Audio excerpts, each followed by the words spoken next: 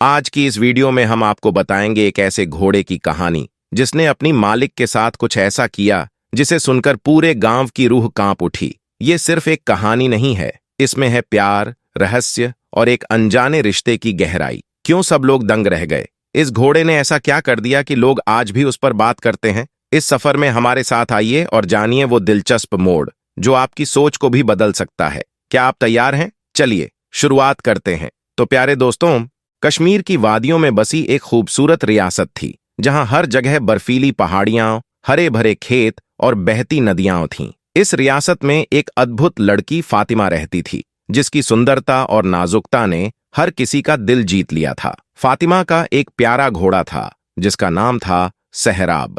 यह घोड़ा न केवल खूबसूरत था बल्कि उसकी तेजी और समझदारी भी अद्वितीय थी। फातिमा की जिंदगी में खुशियां थीं, लेकिन उसके आसपास की राजनीति ने उसकी जिंदगी को हमेशा खतरे में डाल रखा था। रियासत का सुल्तान मोहम्मद, एक क्रूर और धनी व्यक्ति, उसकी खूबसूरती का दीवाना था। सुल्तान ने फातिमा को अपनी बेगम बनाने की इच्छा व्यक्त की, लेकिन फातिमा ने उसे मना कर दिया। उसका दिल पहले से ही अमीर, एक साधारण युवक के लिए धड़कता था जो हमेशा उसकी रक्षा करता था। फातिमा के परिवार की आर्थिक स्थिति अच्छी नहीं थी। उसके पिता इमाम एक छोटे किसान थे और उन्हें अपने परिवार का भरण पोषण करने के लिए संघर्ष करना पड़ता था। फातिमा अपने परिवार की स्थिति को बदलने के लिए हर संभव प्रयास करती थी। वह गांव में अक्सर किसानों की मदद करती थी और उनकी समस्याओं के समाधान के लिए काम करती थी। एक दिन जब फातिमा अपने खेत में काम कर रही थी, तभी उसके पड़ोसी नसीर ने उसे बताया कि गांव में एक नया मेला लगने वाला है। फातिमा, क्या तुम वहां चलोगी? नसीर ने उत्सुकता से पूछा। फातिमा ने मुस्कुराते हुए जवाब दिया, हाँ, यह एक अच्छा मौका होगा। हम कुछ चीजें खरीद सकते हैं। मेले में जाते समय फातिमा और नसीर ने बातें की और गांव के अन्य लोगों से मुलाकात की। वहां की रौनक और भीड़-भाड़ ने फातिमा का मन खुश कर दिया, लेकिन उसे यह भी याद था कि सुल्तान मोहम्मद ने मेले में भाग लेने की अनुमति दी है, और यह सोचते ही उसके दिल में डर का एक लहर दौड़ गया। फातिमा ने एक दिन अपने परिवार के साथ मेले में जाने का निर्णय लिया। वह अपनी मां जन्नत और पिता इमाम के साथ वहां पहुंची। मेले में हर तरह की चहल पहल थी, लेकिन फातिमा का ध्यान सुल्तान की टुकड़ी पर था। सुल्तान ने एक बड़ी सभा रखी थी जहां उसने गांव के लोगों को संबोधित किया। मेरे प्यारे नागरिकों, मैं यहां तुम्हारी भलाई के लिए हूं, सुल्तान ने गर्व से कहा, लेकिन मैं चाहता हूं कि तुम सब मेरी इच्छा का सम्मान करो। फातिमा, तुम मेरी बीवी बनोगी। फातिमा के मन में यह सुनते ही गुस्सा और डर दोनों उमड़ आए। उसने अपने पिता की ओर देखा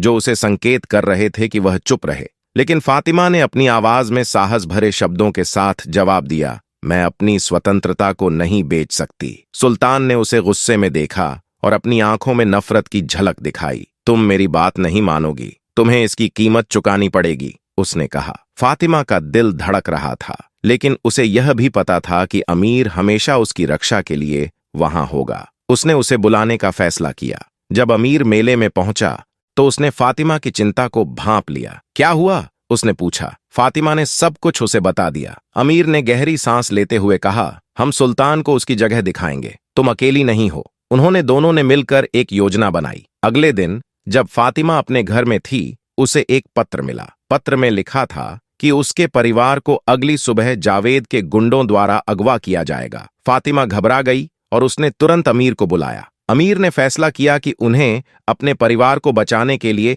जावेद से सीधे सामना करना होगा। फातिमा और अमीर ने जावेद के ठिकाने पर पहुंचने का फैसला किया। जावेद सुल्तान का एक अधिनियम बहुत चालाक और बुरा व्यक्ति था। जावेद ने उन्हें देखकर हंसते हुए कहा, तुम दोनों ने अपनी किस्मत को खुद बुला लिया है। फातिमा ने कहा, हम तुम्हारे खौफ के आगे नहीं झुकेंगे। अमीर ने जावेद की आंखों में देखकर कहा, तुम हमें डरा नहीं सकते। जावेद ने अपने गुंडों को फातिमा की ओर बढ़ने का इशारा किया, लेकिन तभी सहराब ने अचानक हमला किया। उसका साहस और तेजी सभी को हैरान कर गई। अमीर ने भी जावेद के खिलाफ लड़ा। एक भयंकर संघर्ष हुआ जिसमें फातिमा ने अपने घोड़े के साथ अपने दोस्तों की रक्षा की। लड़ाई के बीच फातिमा ने देखा कि जावेद ने उसके पिता को पकड़ रखा था। उसने झपटते हुए अपने घोड़े पर चढ़कर जावेद के पास पहुंची। अगर तुम मेरे पिता को छोड़ते हो तो मैं तुम्हारी बात मान लूंगी, उसने कहा। जावेद ने हंसते हुए जवाब दिया, तुम्हें क्या लगता है मैं तुम्हारे कहने पर रुक जाऊंगा? फातिमा ने अपनी शक्ति को इकट्ठा किया और अपने घोड़े से सीधे जावेद पर हमला किया। उसकी चतुराई और साहस ने सभी को दंग कर दिया। जावेद ने अपने गुंडों को इशारा किया, लेकिन अमीर ने उन्हें पीछे धकेल दिया। अंततः जावेद को हार माननी पड़ी। उसने अपने गुंडों के साथ वहां से भागने का फैसला किया। फातिमा और अमीर ने एक दूसरे को गले लगाया और उनकी जीत का जश्न मनाया। इस घटना ने न केवल फातिमा और अमीर के रिश्ते को मजबूत किया, बल्कि गांव वालों के बीच फातिमा की लोकप्रियता भी बढ़ा दी। वे उसे नायक के रूप में देखने लगे। सुल्तान मोहम्मद ने भी उनकी बहादुरी को सराहा और फातिमा को उसकी सुंदरता और साहस के लिए सराहा। हालांकि जावेद ने अपनी हार को बर्दाश्त नहीं किया। उसने एक नई साजिश रची। उसने फातिमा के परिवार के खिलाफ एक झूठा आरोप लगाया, जिससे उन्हें जेल में डाल दिया गया। फातिमा और अमीर ने इस बार एक नई चुनौती का सामना करने का फैसला किया। फातिमा ने अपने दोस्तों के साथ मिलकर एक योजना बनाई। उन्होंने गांव के लोगों को एकत्र किया और सबको बताया कि उनके परिवार को बचाने के लिए उन्हें एकजुट होना होगा। गांव वालों ने फातिमा की बात को सुनकर उसकी मदद करने का फैसला किया। गांव वालों ने फातिमा के साथ मिलकर एक मुहिम शुरू की। उन्होंने सुल्तान के खिलाफ आवाज उठाई और जावेद के झूठ को उजागर करने का फैसला किया। उन्होंने सभा बुलाई और सुल्तान को चुनौती दी। हम सुल्तान मोहम्मद से डरने वाले नहीं हैं, फातिमा ने सबके सामने कहा। हम अपने परिवार को न्याय दिलाएंगे। गांव वाले फातिमा के साहस से प्रभावित हुए और उन्होंने एकजुट होकर जावेद के खिलाफ खड़ा होने का फैसला किया। उन्होंने एक योजना बनाई कि वे सुल्तान के दरबार में जाएंगे और वहां अपने परिवार की रिहाई की मांग करेंगे। सुल्तान के दरबार में फातिमा ने अपनी बात रखी। हमारे परिवार को झूठे आरोपों में फंसाया गया है, हम सच्चाई की ओर देख रहे हैं, उसने कहा। सुल्तान ने उसकी बात को अनसुना करते हुए कहा, तुम्हारा क्या मतलब है? मेरे आदेशों की अवहेलना करने की हिम्मत कैसे हुई तुम्हारी? अमीर ने कहा, हम सिर्फ अपने परिवार के लिए न्याय की मांग कर रहे हैं। लेकिन सुल्तान ने उन्हें गिरफ्तार करने का आदेश दिया। जैसे ही सैनिकों ने उन्हें पकड़ने की कोशिश की, गांव वालों ने एकजुट होकर उनकी रक्षा की। वहां एक बड़ी लड़ाई शुरू हो गई। फातिमा ने अपने लोगों को आगे बढ़ाया और अमीर ने उसे समर्थन दिया। रात की गहराई में संघर्ष और भी तीव्र हो गया। जावेद और उसके गुंडे फिर से आ गए और उन्होंने फातिमा और अमीर पर हमला कर दिया। फातिमा ने अपनी चतुराई से गुंडों को पछाड़ दिया। उसने अपनी हर ताकत लगाई और अपने घोड़े के माध्यम से सबको चकित कर दिया। फातिमा के साहस ने गांव वालों को प्रेरित किया। उन्होंने मिलकर जावेद के गुंडों को पीछे धकेल दिया। अंततः जावेद को हार माननी पड़ी और सुल्तान को अपनी हार का सामना करना पड़ा। फातिमा और अमीर की जीत ने न केवल उनके परिवार को बचाया, बल्कि गांव के लोगों को भी एकजुट किया। गांव के मुखिया ने फातिमा को सम्मानित किया और कहा, तुमने हमारे गांव का मान बढ़ाया है, तुम एक सच्ची नायिका हो। फातिमा और अमीर की दोस्ती अब प्रेम में बदल गई थी। उन्होंने एक दूसरे के प्रति अपनी भावनाएं व्यक्त की और शादी का निर्णय लिया। गांव में खुशी का माहौल था और सभी ने मिलकर उनकी शादी का जश्न मनाया। फातिमा और अमीर की शादी का समारोह गांव में धूमधाम से मनाया गया। हर तरफ रंग बिरंगे झंडे और दीप जल रहे थे। गांव के सभी लोग इस समारोह में शामिल हुए। फातिमा ने लाल रंग की खूबसूरत चूड़ीदार पहन रखी थी, जबकि अमीर ने पारंपरिक कश्मीरी शेरवानी। शादी के दौरान फातिमा के माता पिता ने उसे आशीर्वाद दिया और कहा, हमारी बेटा, तुम्हारी खुशियां हमारे लिए सबसे महत्वपूर्ण हैं। अमीर के परिवार ने भी इस अवसर पर अपनी खुशी व्यक्त की। सभी ने नाच गान किया और गांव के प्रमुखों ने फातिमा और अमीर को आशीर्वाद दिया। यह एक अद्भुत दिन था जिसमें प्रेम और खुशियां छाई हुई थीं। हालांकि शादी के बाद सब कुछ ठीक नहीं रहा। सुल्तान मोहम्मद ने फातिमा और अमीर को अपनी आंखों में खटकने वाले के रूप में देखा। वह अपनी हार को भूल नहीं पा रहा था और उसने एक नई साजिश रचने का फैसला किया। उसने अपने दरबार के लोगों से कहा, फातिमा और अमीर को सबक सिखाना होगा। एक रात जब फातिमा और अमीर अपने नए घर में आराम कर रहे थे, तभी एक समूह उनके घर पर आया। वे सुल्तान के गुंडे थे। तुम्हें सुल्तान के आदेश का पालन करना होगा, उन्होंने कहा। अमीर ने साहस से जवाब दिया, हम सुल्तान के खौफ से नहीं डरते। गुंडों ने अमीर पर हमला किया, लेकिन फातिमा ने तुरंत सहराब को बुलाया। सहराब ने अपनी तेजी और ताकत से गुंडों को पीछे धकेल दिया। अमीर ने भी अपने कौशल का इस्तेमाल किया। लड़ाई के बीच फातिमा ने देखा कि जावेद फिर से वहां है। उसने अपने घोड़े पर चढ़कर जावेद को चुनौती दी। आज हम तुम्हें खत्म करेंगे, उसने कहा। जावेद ने हंसते हुए कहा, तुम मुझे नहीं रोक सकती। फातिमा और अमीर ने मिलकर जावेद का सामना किया। एक भयंकर संघर्ष हुआ जिसमें दोनों ने अपनी ताकत और साहस का प्रदर्शन किया। अंततः फातिमा ने जावेद को हराया और उसे गिरफ्तार करवा दिया। सुल्तान मोहम्मद ने इस बार हार मान ली और उसने गांव वालों से माफी मांगी। मैंने तुम्हारी ताकत को समझ लिया है, मैं तुम्हें फिर कभी परेशान नहीं करूंगा, उसने कहा। फातिमा और अमीर की कहानी अब गांव में एक मिसाल बन गई थी। उन्होंने मिलकर न केवल अपने परिवार को बचाया बल्कि गांव को भी एकजुट किया। उनकी प्रेम कहानी ने सभी को प्रेरित किया। कुछ समय बाद फातिमा ने एक स्कूल खोला जहां वह गांव के बच्चों को पढ़ाती थी। अमीर ने भी उसकी मदद की। उन्होंने गांव के विकास के लिए कई योजनाएं बनाई और सबके सहयोग से काम किया। फातिमा और अमीर की शादी एक मजबूत रिश्ते में बदल गई। उन्होंने मिलकर अपने सपनों को साकार किया और गांव में खुशियां फैलाने का कार्य किया। उनके प्रेम ने सभी को एकजुट किया और यह साबित किया कि सच्चा प्रेम किसी भी कठिनाई का सामना कर सकता है। वर्षों बाद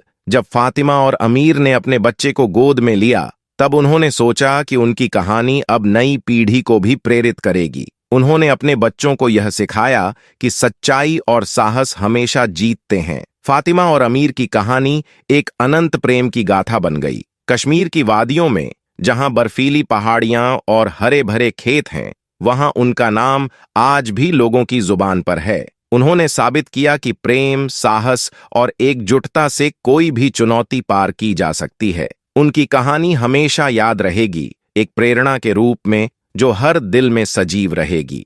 संत अब्दुल कादिर जिलानी। उनकी जिंदगी और शिक्षाएं अक्सर प्रेम, साहस और सेवा का प्रतीक मानी जाती हैं। यहाँ एक अनुच्छेद है जिसमें उनकी प्रेरणा को कहानी में शामिल किया जा सकता है। फातिमा और अमीर की कहानी में एक महत्वपूर्ण मोड़ तब आया जब गांव में एक दार्शनिक व्यक्ति ने अपनी उपस्थिति दर्ज कराई। यह व्यक्ति कोई और नहीं बल्कि संत अब्दुल कादिर जिलानी के अनुयायी थे। उन्होंने गांव में एक सभा बुलाई और लोगों को संबोधित करते हुए कहा, जब आप अपने परिवार की रक्षा के लिए खड़े होते हैं तो अल्लाह ताला आपकी मदद करेगा। जैसे संत अब्दुल कादिर जिलानी ने अपने समय में न्याय और सच्चाई के लिए संघर्ष किया, उसी तरह तुम भी अपने हक के लिए खड़े रहो। फातिमा ने उनकी बातों को ध्यान से सुना और उनके शब्दों ने उसके दिल में हिम्मत भर दी। उसने सोचा, अगर संत अब्दुल कादिर जिलानी जैसे लोग अपने सिद्धांतों के लिए लड़ सकते हैं तो मैं क्यों न अपने परिवार और गांव के लिए लड़ूं। यह प्रेरणा उसके लिए एक नई ऊर्जा लेकर आई।